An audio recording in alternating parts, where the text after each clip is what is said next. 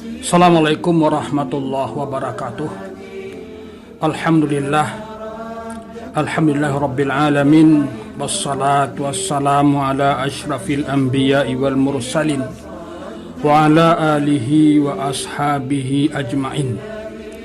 Asyhadu an la ilaha illallah wahdahu la syarikalah wa asyhadu anna Muhammadan abduhu wa rasuluh sallallahu alaihi wasallam. Allahumma salli ala sayyidina Muhammad. A'udzu billahi minasy syaithanir rajim. Bismillahirrahmanirrahim. Wa iz ta'azzana rabbukum la in syakartum la azidannakum wa la in kafartum inna azabi lasyadid. Wa qala Musa in takfuru antum wa man fil ardi jami'a fa innallaha la ghaniyyun hamid. Shadaqallahul azim. Surat ke-14 Ibrahim ayat 7 dan 8. Pemirsa televisi Adi AK Bukit Tinggi yang saya hormati, melihat dari gejala yang terjadi di tengah-tengah masyarakat, bagaimana hari ini kita diresahkan, digelisahkan dengan penyakit yang sangat menakutkan, yaitu COVID-19. Dalam hal ini kami beri judul tausiah kita, Alam Takambang Jadi Guru. Apa maksudnya? Alam takambang jadi guru.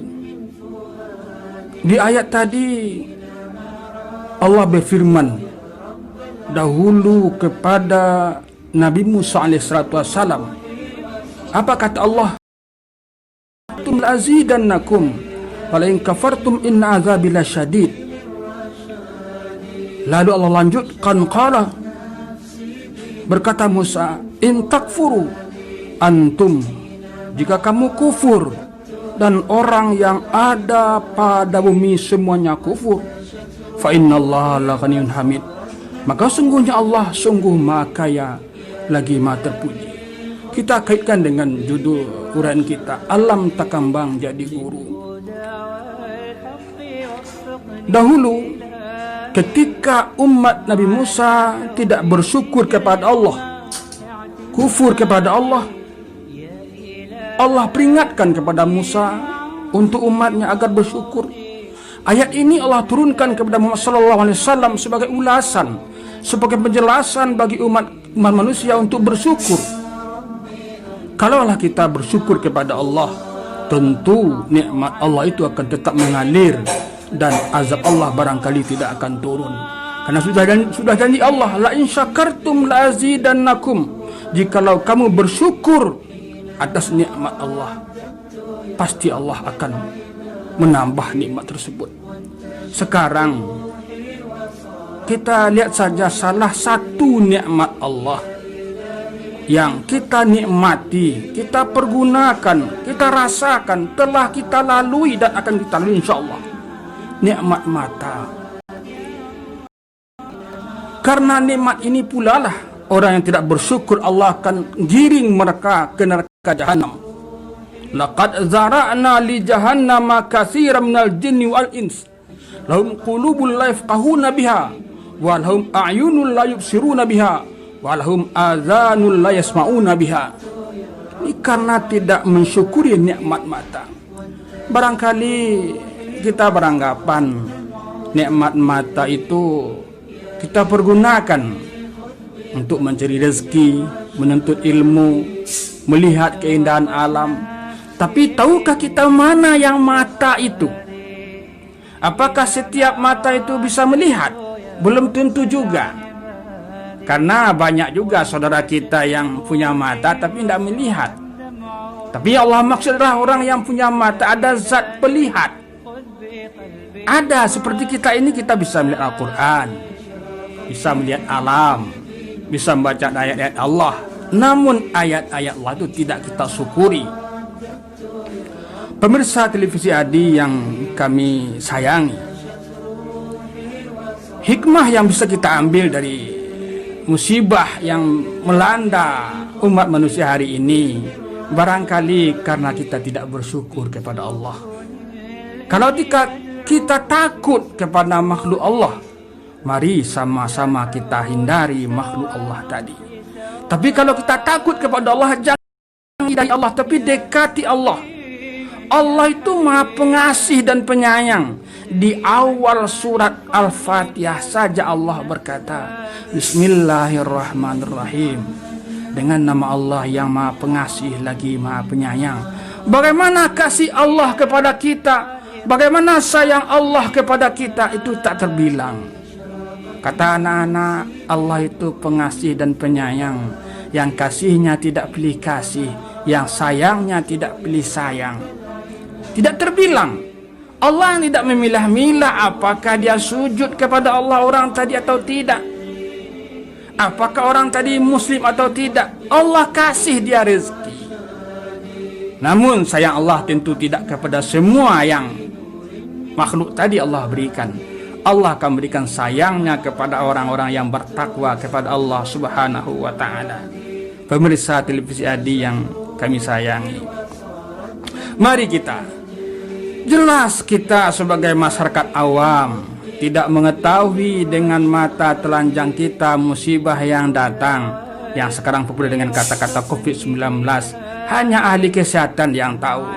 Sudah keluar fatwa dari MUI, sudah keluar suruhan dari pemerintah terendah barangkali sampai ke daerah, ke jorong-jorong, agar kita jangan berkumpul, jangan berkerumun di tempat ramai. Namun kadang-kadang kita lupa dengan apa yang disampaikan oleh pihak pemerintah ataupun ulama. Karena kita apa? Kita tidak menjadikan alam takambang jadi guru.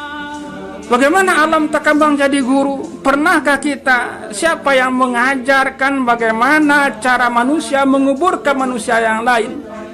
Itu alam takambang jadi guru.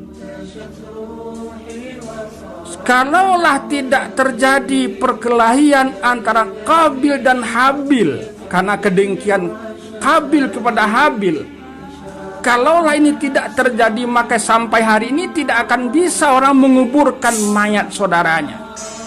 Ini yang alam takambang jadi guru. Ketika Qabil termanung, terpaku-paku, kebingungan bagaimana cara menguburkan, melenyapkan tubuh saudaranya Habil, karena takut ketahuan oleh ayahnya sedang bedah suci, bedah haji ke kota Mekah. Apa yang terjadi? Ketika itu Allah utus 2 burung gagak ke hadapan Qabil.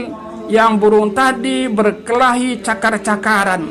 Setelah salah satu dari burung tadi mati, satu yang masih hidup, dia mencakar-cakar tanah, menggali-gali tanah dengan paruh dan kakinya. Akhirnya selesai tanah digali oleh gagak tadi, dikuburkan oleh gagak tadi saudaranya yang telah mati, ditutup dengan tanah sampai tertutup. Barulah ketika itu Qabil berkata, "Alah, merugi saya telah membunuh saudara saya tidak tahu bagaimana cara menyelesaikan jenazah ini. Saya pikul dia ke sana ke sini." Akhirnya setelah melihat kejadian ini, Qabil pun melakukan penggalian kuburan. Dia kuburkanlah saudaranya Habil ke dalam tanah tadi. Ini satu contoh bagaimana alam takambang jadi guru. Apa yang ada di alam ini bisa kita jadikan sebagai pedoman. Kata orang Minang juga, kalau kita sudah jatuh di satu jalan, maka kita akan hati-hati untuk tidak lewat jalan tadi. Jangankan manusia yang berakal, binatang saja, kerbau saja yang pernah tergelincir di suatu tempat, suatu jalan, kerbau tadi yang tidak berakal, kata kita, karena pernah jatuh, pernah tergelincir, dia akan menghindari jalan tadi. Itu kerbau, itu binatang, apalagi kita manusia. Sebagai kesimpulan pada pertemuan ini, kalau kita takut kepada makhluk Allah, maka kita lari kepada Allah. Jangan lari kepada makhluk-makhluk lain. Kenapa demikian? Kepada siapapun kita mengadu, kepada siapapun kita meminta tolong, toh akhirnya yang akan menyelesaikan persoalan Allah Subhanahu wa ta'ala. Kalau kita berlindung kepada makhluk Allah. Kata Allah dalam surah Ankabut itu, kekuatan manusia, kekuatan tubuh bertolak Allah selain daripada Allah, ibarat laba-laba yang membuat sarangnya. Berapalah daya jaring laba-laba, jangankan orang yang lewat, burung pun lewat itu putus juga. Aqulu qawli hadza wa astaghfiruhu innahu wal ghafurur rahim. Assalamualaikum warahmatullahi wabarakatuh.